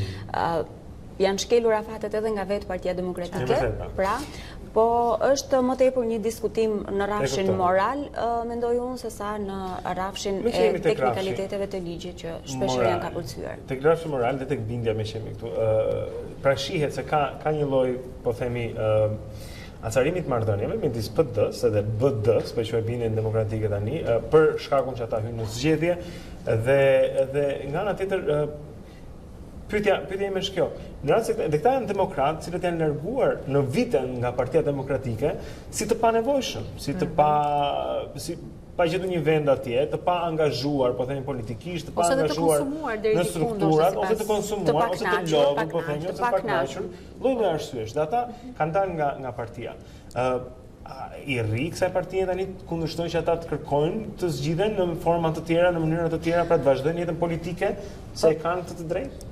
Partia Demokratike nuk është marrë shumë me formimin e bindjes demokratike. Për te momenti që kanë konsideruar si, duke gjetur momentin kur Bindja Demokratike vendosi që të regjistrohej, pra në limitet e fundit të limitet e fundit ligjore për të regjistruar, Partia Demokratike e paktë si një lëvizje për të krijuar një opozit fars për të hyrë në zgjedhje dhe kësaj për të ndihmuar Edi Ramën që të ketë një opozit për të përfshirë në zgjedhje. Dhe Partia Demokratike nuk ka kundërshtuar më herët ose nuk është marrë me çështjen nëse do të krijohet një parti tjetër apo jo. Bindja e këtyre demokratëve dhe të tjerëve që nuk janë angazhuar në këtë lidhje, më herët ka qenë që ta angazhohen brenda Partisë Demokratike për ta përmirësuar atë edhe përmes valës së kritikave apo ndryshimit. Gjë që ju mbyll çdo lloj kufiri. Së pari nuk u përfshin në listat e kandidatëve për deputet, së dyti nuk sipas Zotit Patozi dhe mbështetësve të tij nuk u krijuan mundësitë për një garë të lirë brenda Partisë Demokratike me kryetarin Basha, aso kohë kërkonin dorëheqjen e Bashës. 30% kanë përshtypjen të votave brenda partisë, apo jo? Po, rreth 90%. I vetëm në garë kryetari i ngrirë, po, dhe kjo ka qenë që ne e prekëm edhe pak edhe herën e parë. Zoti Patozi doli në konferencë për shtyp të Partia Demokratike si një kandidat për kryetarin, por për të plotësuar disa kushte që do ta bënin garën për kryetarin të favorshme dhe një ndër to do të ishte tërheqja, jo vetëm ngrirja e zotit Basha, por tërheqja dhe dalja në garë si i barabartë me të gjithë kandidatët e tjerë të mundshëm, kësaj edhe Zotit Patozi. Zoti Basha nuk pranoi, ngriu vetën nga funksionet e partisë dhe u krijua një ekip që do të organizonte zgjedhjet. Jemi tek pjesa që ne e prekëm edhe herën e parë, që tashmë Zoti Patozi pranon të hyjë në një garë me Edi Ramën dhe duke mos i konsideruar si të vlefshme kushtet që Partia Demokratike po i vë Zotit Rama për të përfshirë në zgjedhje. A mendon ti një politikën dhe një këta njerëz dhe këto forca politike nga pranë për shkak të profesionit tënd dhe gjithë këto vjet.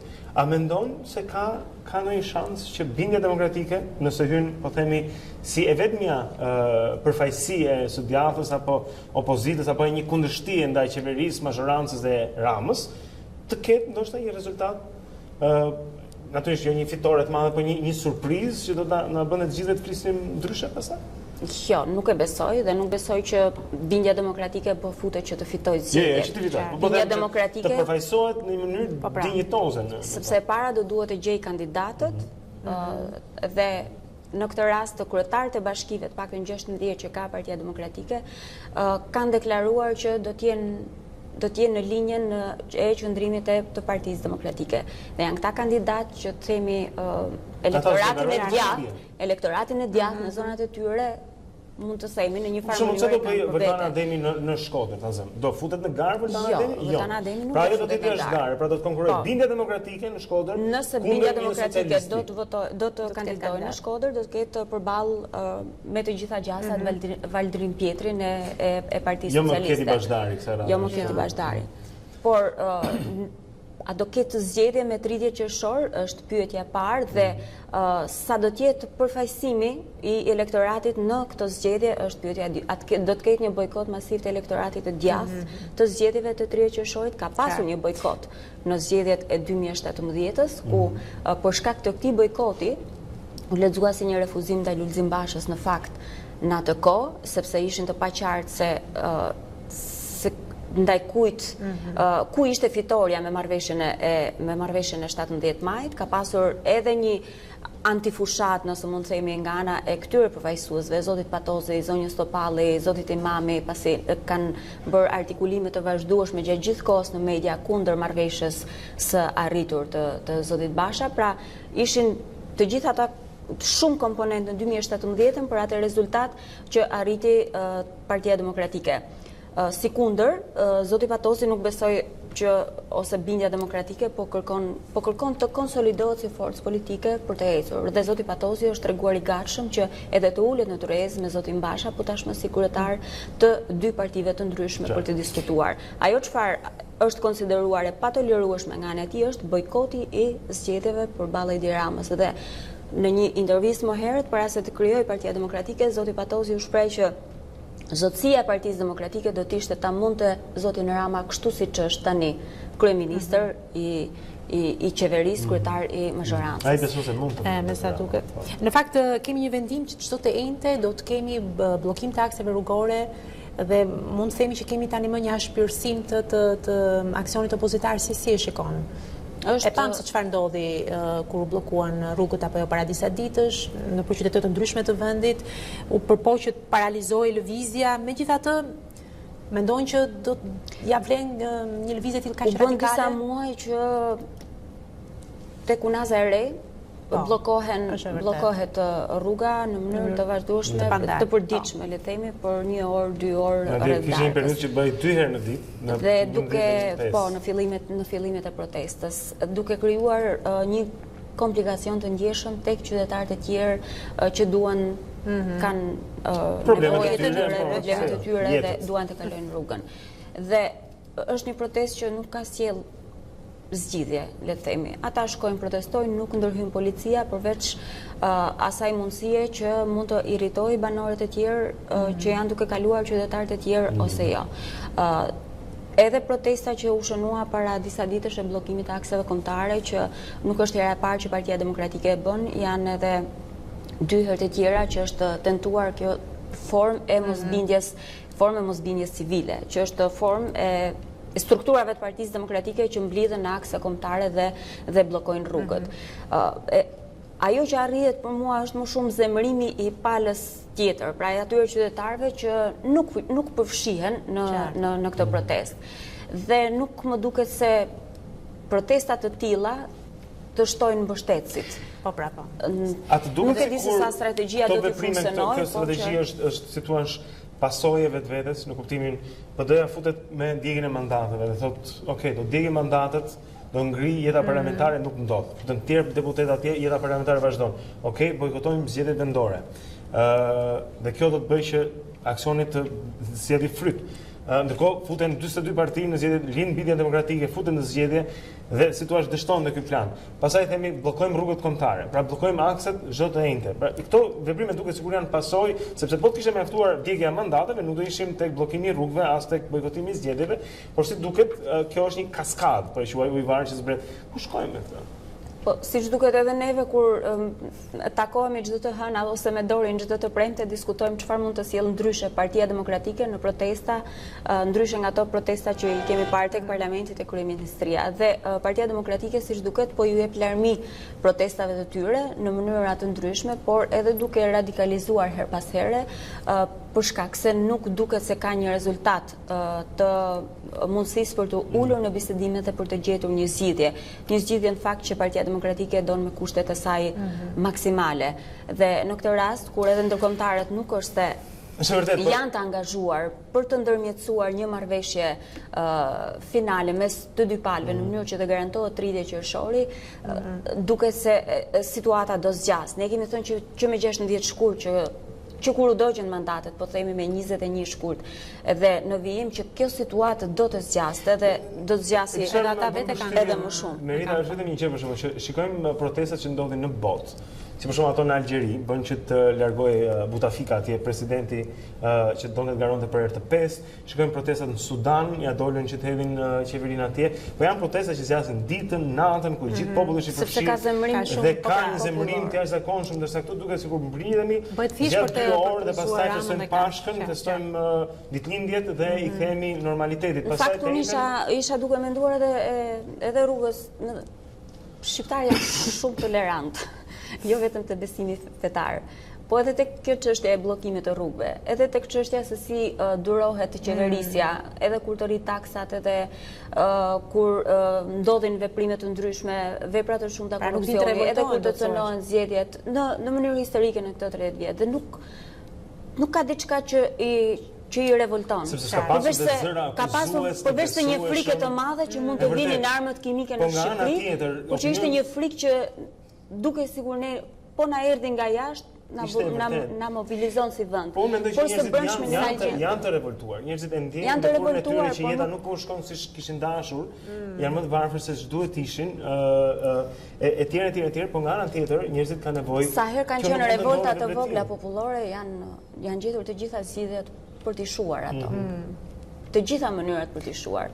Dhe këtu asnjëherë revolta nuk arrin të masivizohet edhe të jetë vazhdueshme si shtator tek ata që njerëzit kanë frikë se do të përdoren për një tjetër manovër për t'i mbajtur ata edhe një 20 vjeçar tjetër në këtë status. Nëse njerëzit e revoltuar nuk do të merreshin me politik, po do të këmbgulin për të gjetur zgjidhjet e tyre, mund të krijonin në mënyrë graduale dhe të natyrshme një forcë politike. Jo po mbledh ca firma sepse un kam disa mbështetës dhe do angazhohem dhe do përfshihem. Nuk besoj që vjen në mënyrë fiktive zgjidhja. Duhet që ke një revolt dhe nga ajo revolt mund të buroj një lëvizje, siç buroi vendosja në Kosovë dhe më pas u bë një parti protagoniste në jetën politike, apo lëvizjet e tjera, që më pas mund të kanalizohen në forca politike, po vjen në mënyrë graduale. Këtu tek ne kemi pasur lëvizjen mjaft, që ngjiti. Po kur u bë forcë politike dhe filloi të lëvizte sipas interesave të politikës për të përfshirë edhe në qeverisën e këto, si G99 nuk pati sukses. U desh të shkrihej dhe të inkorporojë në Partinë Socialiste që individ të mjaftit, drejtuesit, të kenë suksesin e tyre sot në Partinë Socialiste. Dhe fundit Melita, çfarë përçmëri kemi për të martën? Është takimi i Metës me partitë, me krejt e partive të vogla. Ti si e shikon? Mendon që mund të përbëjë ndonjë element, duket një përpjekje e Metës ndoshta edhe për të shuar paksa zjarrin e ndezur, por që mendon që mjafton kaq për të rregulluar situatën, gjithmonë duke parë nga këndvështrimi i presidentit Meta. Partitë e vogla që kanë thirrur, që i kanë bërë thirrje presidentit Meta për ta mbledhur këtë tryezë, kanë sot një komunikim me median. Jo rrallëherë kanë qenë partitë që ne i quajmë të vogla, që kanë iniciuar tryeza dhe në fakt edhe 17 maj erdhi pas një tryeze të thirrur nga Fatmir Mediu dhe Agrënduka. I bën një ftesë të hapur gjithë partive politike që të mblidheshin tek kuvendi dhe pasi u mblodhen të gjitha ishte thirrja e zotit Rama që të takoj personalisht me zotin Basha për të dalë pas mesnatës me marrëveshje me 17 maj. Ka pasur angazhimet e her pas hershme edhe në krizën e fortë të certifikatave u quajtën atëherë në 2007, ku pastaj quan në një marrëveshje të partive politike, ku për herë të parë u ndryshua në fakt kushtetuta, ndonse për zgjedhjet, për afatet zgjedhore dhe me dispozita tranzitore për zgjedhjet e 2007-s, që u shtyn për sa kohë pasi kundërshtonte në ato kohë ishte kryeministri Rama, kryetari i opozitës Edi Rama që refuzonte dhe për herë të parë presidenti Mojsiu mbylli partitë politike dhe nuk i la të dilnin nga presidenca derisa u finalizua në një marrëveshje. Ndoshta është një duke nisur edhe nga e shkuara, ndoshta ata po eksplorojnë ndonjë mundësi se çfarë mund të zgjidhet, por nuk e di nëse mund të bëj edhe një fundit. Atëherë, sepse folëm kaq shumë për opozitën dhe aksionin e pafundëm opozitar, por nga ana tjetër mazhoranca sot zoti Rama takon Angela Merkelin në samitin e Berlinit dhe ka nga ata, do opinionin tënd për këtë. Tani këto janë, po themi, spekulime, pra, po sot Rama do të kërkojë hapjen me çdo kusht të negociatave për Shqipërinë në qershor, për ndryshe ai mendoj që do të ketë një përndryshe. Sontarin, çfarë mendon ti? Sepse zoti Rama, çfarë po thon, mund të thotë evropianëve që shikoj, ja bën dorëheqjen dhe nëse nuk e hapni kësaj radhe negociatën për Shqipërinë, menaxhimi i kësaj situate për mua si kryeministër atje bëhet e pamundur, kështu që I'm out. I situatës në Shqipëri, i situatës i raportit mes Shqipërisë dhe Bashkimit Evropian. Pra nëse Evropian. nuk do të hapeshin negociatat sërish, situata e tij e brendshme do të komplikohej së tepër. Çfarë mendon? Rama ka bërë presion. Imagjino që një tjetër Rama ka bërë presion her pas here ndaj autoriteteve të Bashkimit Evropian për ato çfarë mund të ndodhë nëse Shqipëria nuk ecën drejt integrimit evropian, por deri tani nuk ka ndodhur ato. Të është bërë presioni edhe me teza nacionaliste, Bashkimi i Shqipërisë me Kosovën dhe situata, po, dhe sa herë kemi pasur një fazë ku ne duhet të presim një përgjigje pozitive nga ana e Bashkimit Evropian. Zoti Rama në fakt në seancën e shkuar parlamentare nuk ma dha këtë përshtypje dhe madje mu duk jo në javën që kaloi, por në tjetër mu duk gati I dorëzuar përballë faktit që ne nuk kemi çfarë të bëjmë vendeve anëtare. Komisioni Evropian do na thotë po, i kemi përmbushur kritere teknike, ato çfarë ne duhet përmbushim për negociatat, por është çështje e vendeve individuale nëse do të na japin apo jo negociatat.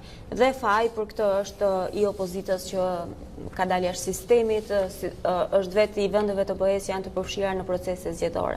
Megjithatë, se duket aq entuziast sa më parë. Jo, nuk më duket sepse sinjali erdhi nga Holanda, që nëse vjen në një pikë që të refuzoj vizat, pse duhet të të përfshijë në një hap të mëtejshëm për hapjen e negociatave të antarësimit. Sikundër Franca është kategorike, Macron nuk e përmend zgjerimin në mënyrë absolute dhe kandidati i Partisë Popullore Europiane, që është më favoriti për të fituar zgjedhjet për president të Komisionit Evropian, nuk e ka në asnjë nga pikat e tij të përfshira zgjerimin e Bashkimit Evropian me Ballkanin Perëndimor dhe duket si një qasje e Bashkimit Evropian për të forcuar veten e vet së brendshme dhe më pas për të afruar kjo për faj ndoshta edhe të Brukselit, që nuk ka qenë kaq i pranishëm në situata, ndoshta edhe për faj të mënyrës se si qeverisën, nëse mund të themi qeverisën zoti Han dhe zonja Mogherini, ndaj politika që ndoqën ndaj Ballkanit Perëndimor, ndoshta edhe për fajin ton të gjithëve pastaj që kemi problemet tona të Ballkanit. Por mendoj se në Berlin çështja kryesore dhe për ato që besoj janë thirrur është Kosova. Shikojmë sepse do të kemi raportimin e Marcela Karapanços në edicionet e lajme për të informuar se çfarë do të ndodhi sot në Berlin. Mirë, faleminderit Meri që ishe me ne. Faleminderit. Okej, rishojmë edhe një herë tjetër ngjarjet më të rëndësishme të datës 29 prill dhe më pas do të jemi së bashku për të vazhduar me programin tonë.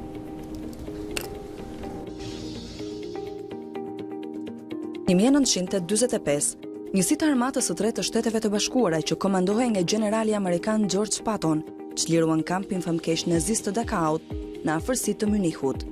Më 1933, Dakau u bë kampi i parë i përqendrimit i krijuar nga qeveria e Gjermanisë naziste për të mbajtur të burgosurit politik. Aty humbën jetën mbi 10 milion njerëz, ndërmjet të cilëve 6 milion hebrejë evropian.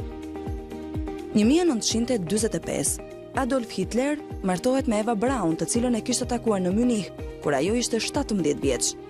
Ata u martuan gjatë një ceremonie të shkurtër civile. Ajo ishte 33 dhe ai 56 vjeç. Më pak se 40 orë më vonë, ata kryen vetvrasje së bashku në një dhomë në bunker, ku qëndronin të fshehur. Publiku gjerman nuk kishte në dieni të marrëdhënies së Braun me Hitlerin deri pas vdekjes së tyre. Në 1962, presidenti John Kennedy dhe bashkëshortja e tij dhanë në Shtëpinë e Bardhë një banket për disa shkrimtar, pedagogë dhe shkencetar të shquar amerikan. Ndërmjet të ftuarve ishin 49 fitues të çmimit Nobel. Presidenti Kennedy e përshkroi këtë ngjarje si ndoshta përqendrimin më të madh të talentit dhe genialitetit në Shtëpinë e Bardhë. Në 1967, Muhammad Ali refuzon thirrjen për shërbim ushtarak dhe për këtë rast i hiqet titulli i kampionit. Në 1980, ndahet nga jeta në Los Angeles, Alfred Hitchcock, regjisor dhe producent filmash, si dhe shkrimtari i librave me temë kriminalistike dhe horror. Në 1957, lindi në Londër aktori Daniel Day-Lewis. Ai është i njohur si një nga aktorët më selektiv në industrinë e filmit. Prej vitit 98 dhe deri më sot, Lewis ka luajtur në vetëm 5 filma dhe ka fituar shumë çmime. Vlen të përmenden 3 Oscar në filmat My Left Foot, There Will Be Blood dhe presidenti amerikan Abraham Lincoln në filmin Lincoln në 2012. Në 1958, lindi në Kaliforni aktore amerikane Michelle Pfeiffer. Ajo filloi karrierën e saj të aktrimit në vitin 78, me rolin e saj të parë në filmin muzikor Grease 2 në vitin 1982. Por vëmendjen e publikut e mori në vitin 83, me rolin në filmin e saj Scarface. Në 1970 lindi Uma Thurman, fillimisht modele dhe më pas aktore nga Shtetet e Bashkuara. Ishte kandidate për çmimin Golden Globe në vitin 2004 në kategorinë Protagonistja më e mirë në një rol dramatik, ku Thurman u kandidua në filmin Kill Bill.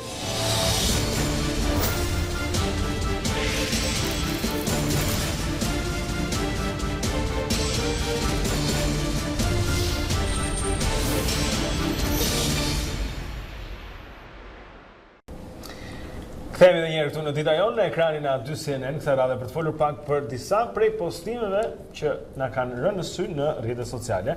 Për këtë, në ndihmon kolegu ynë, Erion Dushi. Erion, edhe njerë me mëgjes nga Mirëmëngjes. Me qenë se jemi të postimet, unë doja ta lidhja pak edhe me këtë temën e ditës mbi besimin që ju keni hapur ditën e sotme dhe jam dalur pak më gjerësisht kur vjen puna tek besimi, tek feja, te rritet fetare, festat fetare në fund të fundit që në Shqipëri i kemi kaq të shumta, por nga një anë që i kemi, pavarësisht se ne punojmë të tjerët duke menduar që janë pushim deri te njëjtë, është arritje e madhe për këtë Shqipërinë tonë.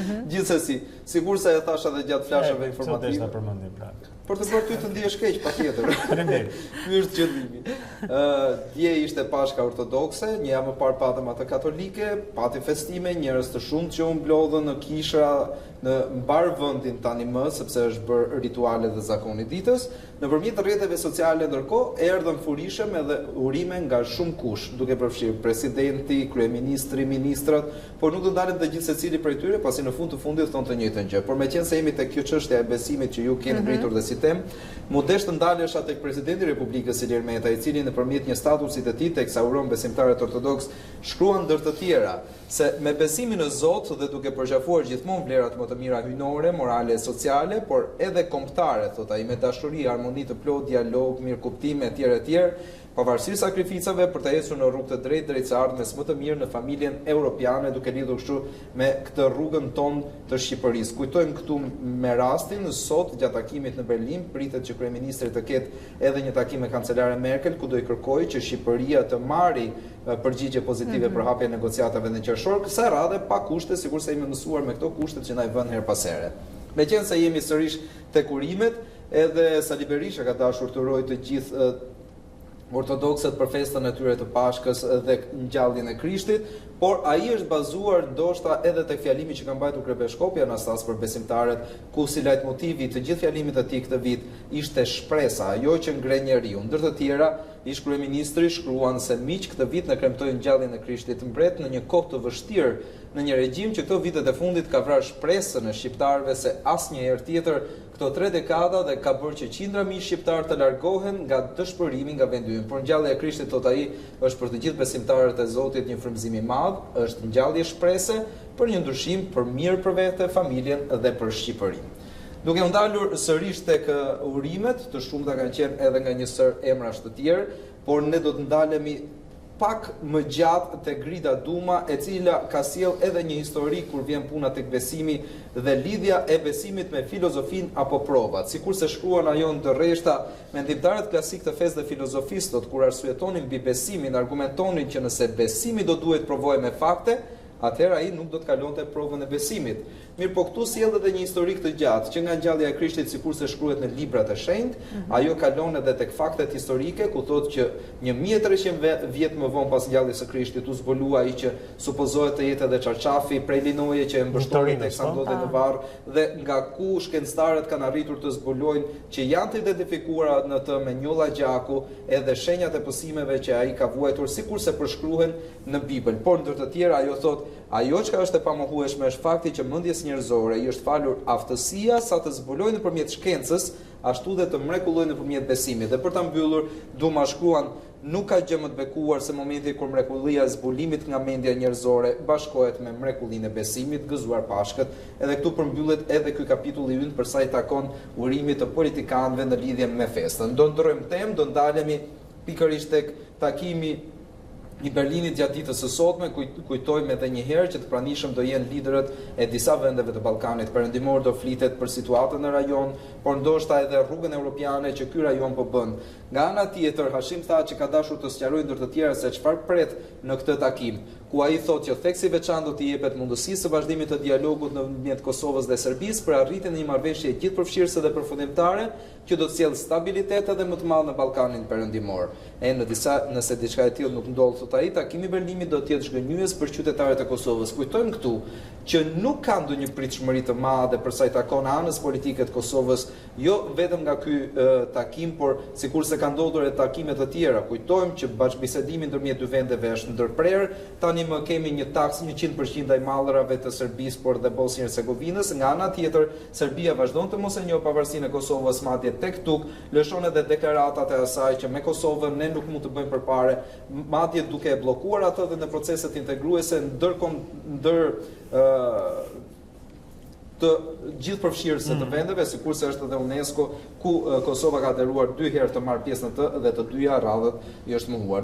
Do ndryshojmë temë, do kalojmë tek një tjetër lajm që është përcjell gjatë ditës së dieshme nga kryeministri, ndoshta një lajm i mirë për Shqipërinë, ndodh në Elbasan në vendin e çuditërave, le ta themi në një farë mënyrë për vetë faktin se atje tani më dihet që ka një ndotje të madhe, por kësaj ndotje i shtohet një ndër fabrikat moderne, sikur e shkruan kryeministri, e cila do të sjellë jo vetëm të ardhura për qytetarët e Elbasanit në një vend ku rroga mesatare sipas tij shkon 800.000 lekë, por mbi të gjitha plotëson të gjitha standardet bashkëkohore. Kjo është një fabrikë, një investim me vlerë mbi $20 milion, ngritur në një tokë diell dhe të pashfrytzuar prej vitesh, thot ai, sot me një potencial të rëndësishëm, ku këtu në këtë fabrikë do të prodhohet edhe lënda e parë e baterive të makinave. Do e lëm pas edhe këtë çështje për të dalur tek hapësira e fundit për sa i takon rrjeteve sociale. Do ndalemi sërish tek Grita Duma, e cila ka denoncuar atë që ka bërë lajmin gjatë fundjavës. Kanë qenë të shumtë në fakt që kanë bërë. Por shkulja e shkronjave nga fasada për të cilën nuk ka pasur asnjë reagim në lidhje me atë. Ajo shkruan të shkulësh natën shkronjat nga fasada e teatrit kombëtar, është vepror si një ajdut që vjen në errësirë për të fshirë historinë. Ajo që duan t'i bëjnë teatrit është anti-shqiptare, është anti-historike dhe kriminale. Po bëjnë gjithçka për të derdhur pak më shumë beton, ata duhen dalur, shkruan Duma në rrjet. Po nuk kemi një reagim sepse natën. Nuk ka ende një reagim, ende zyrtar, se kush i hoqi këto gërma në radhë të parë dhe cila është arsyeja. Mos i kanë vjedhur.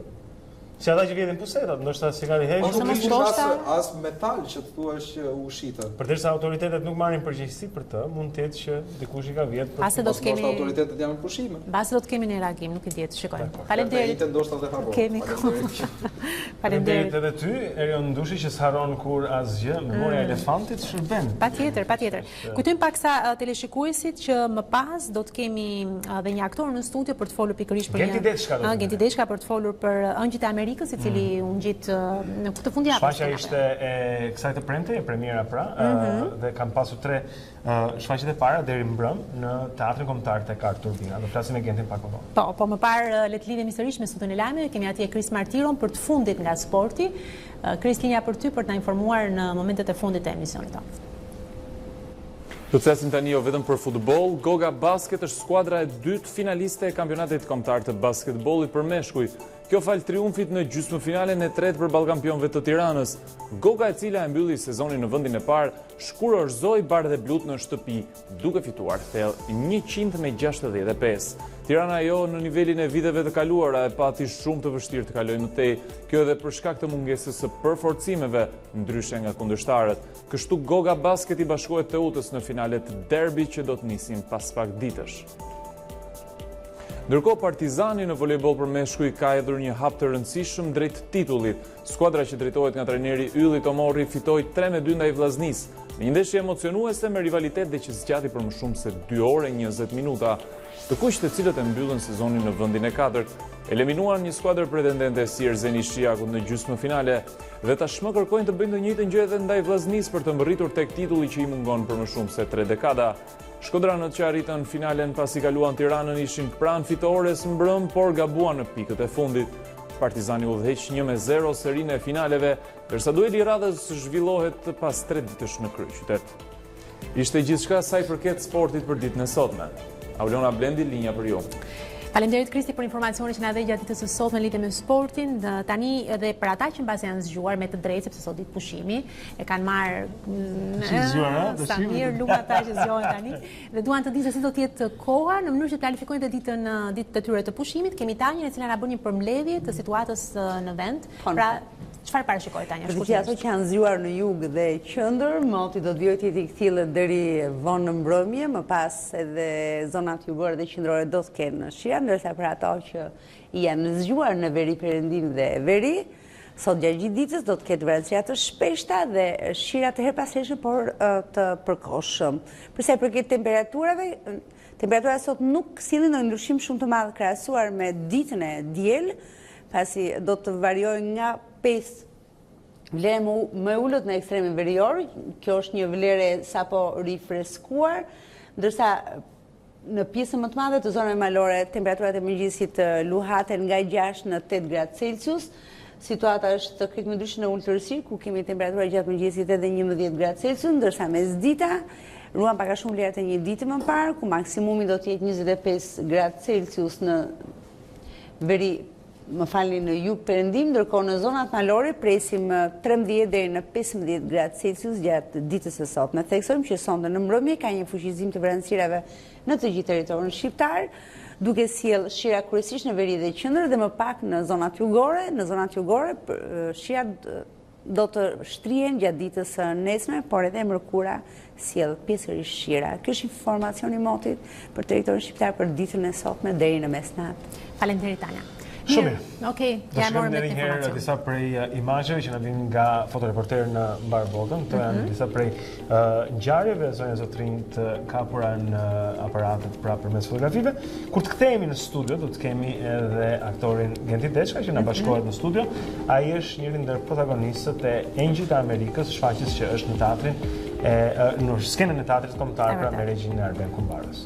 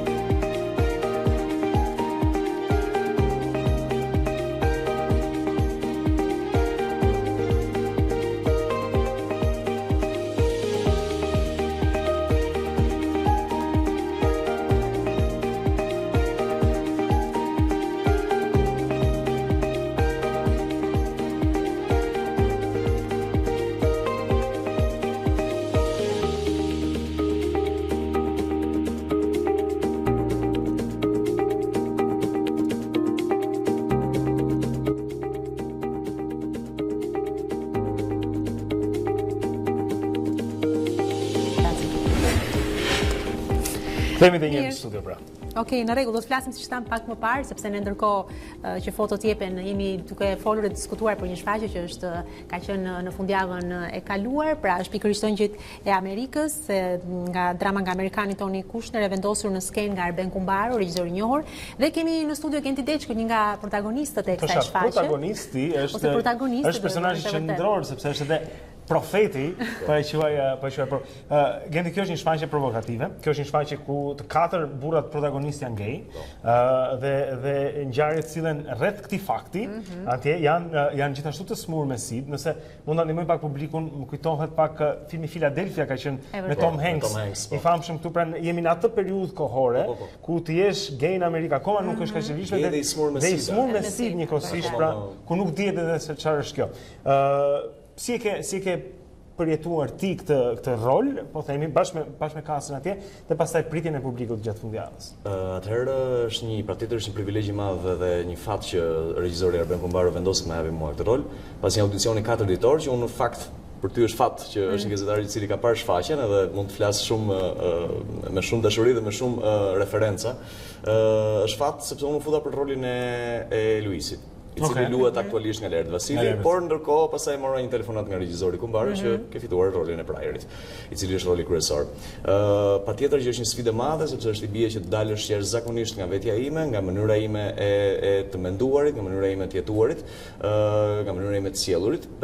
Është një homoseksual, por jo thjesht një homoseksual siç e thotë dhe personazhi në pjesë, është ai e konsideron vetëm një profet sepse ka disa vizione rrugës për të menduarin duhet të vazhdojmë kështu siç po vazhdojmë, domethënë kjo është dilema më e madhe që ka prajeri.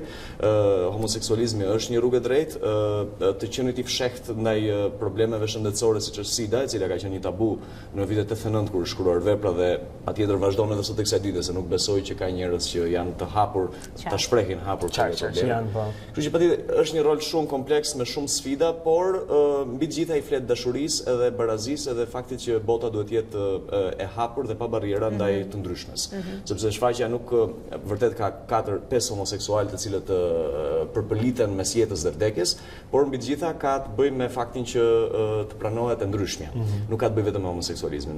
Homoseksualët ka të bëjë me njeriu në fakt, me njeriu nevojën për të pranuar, për të dashur nga të tjerë dhe për të qenë normal. Sepse flitet, më fal që ndërpres, shfaqja ka homoseksual, ka afroamerikan, ka njerëz të smur me SIDA, ka njerëz me pikpamje të ndryshme politike, kështu që gratë braktisura?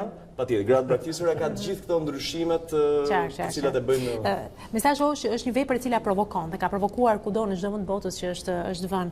Mosdoshta ky elementi provokativ në thelb ndoshta nëse më lejo të provokoj pak, lëvët për abuzim në kuptimin që vëm një shfaqje që provokon, kemi në qendër vëmendjes homoseksual, kanë aty dy momente kur po më tregoni të dy aktorët edhe puthen në sken, ka fjalor ndoshta jo shumë të përshtatshëm për një publik, ndoshta jo mos çoni fëmijët, me sa u kuptua kjo është nuk është për fëmijët.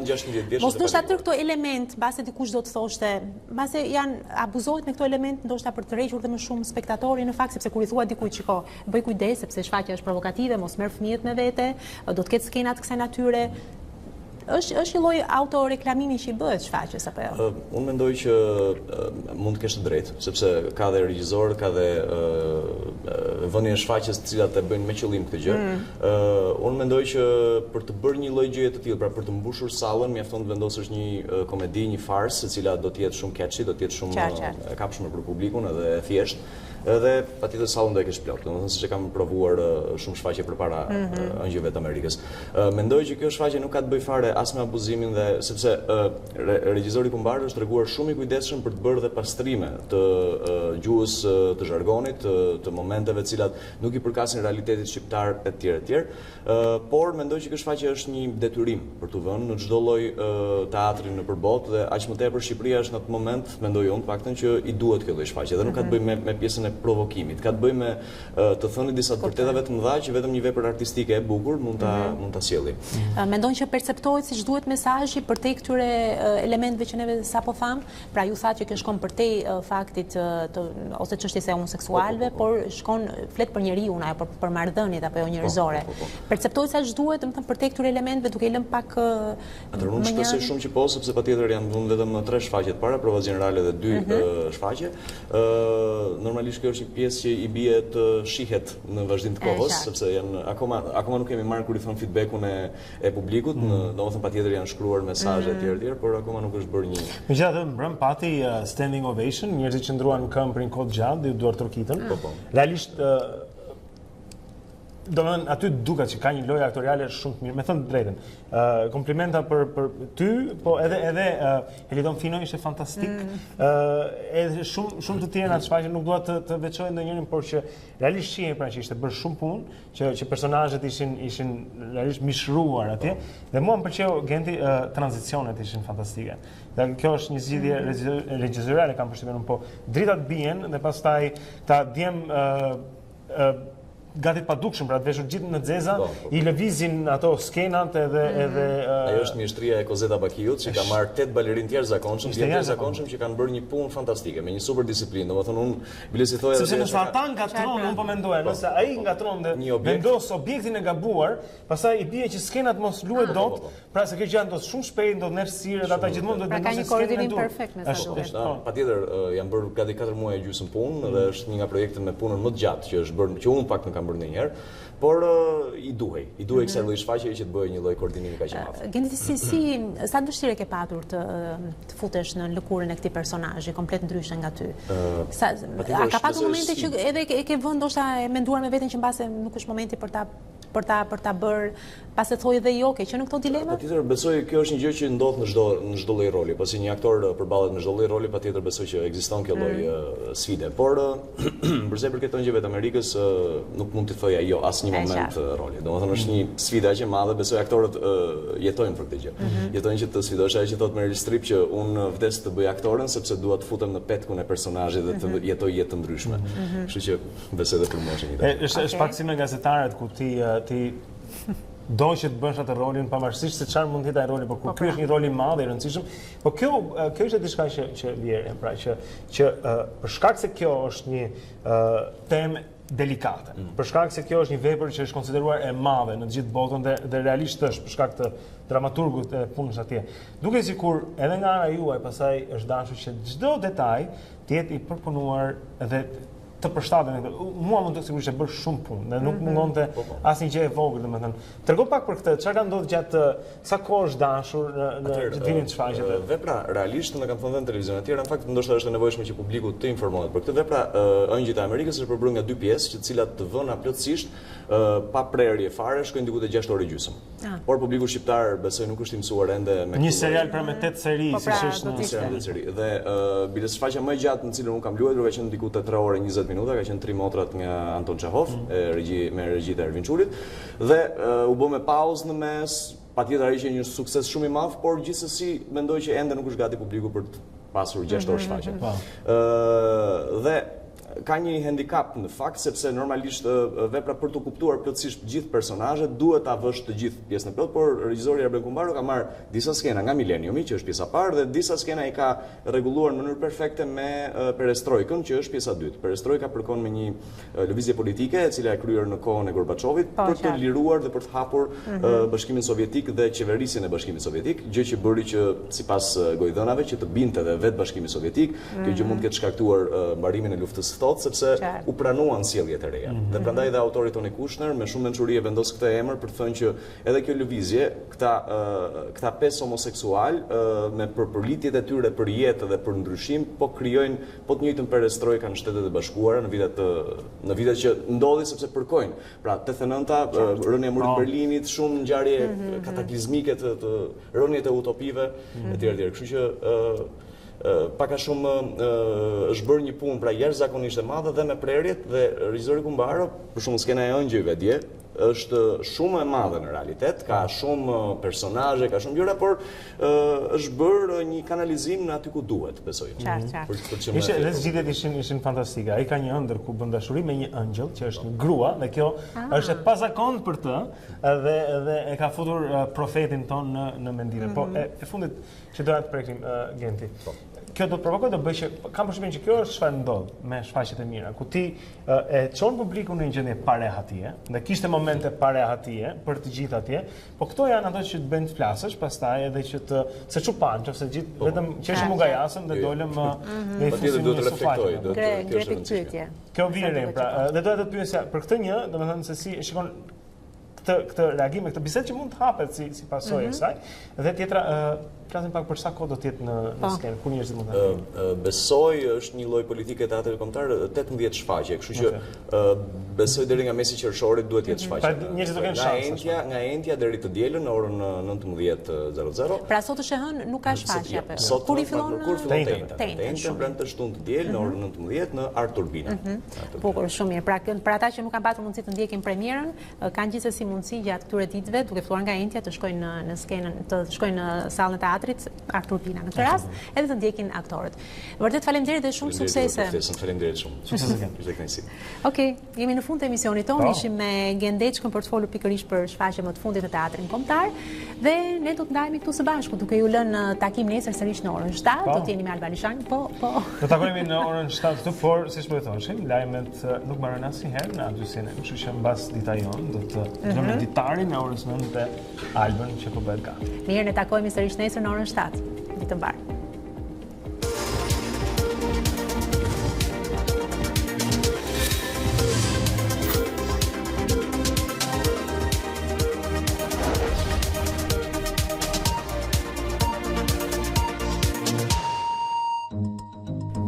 Unë jam Aurora Minga. Dhe unë jam Blendi Sale. Për të parë të gjitha videot e emisionit ton, Klikoni subscribe. regjistroni.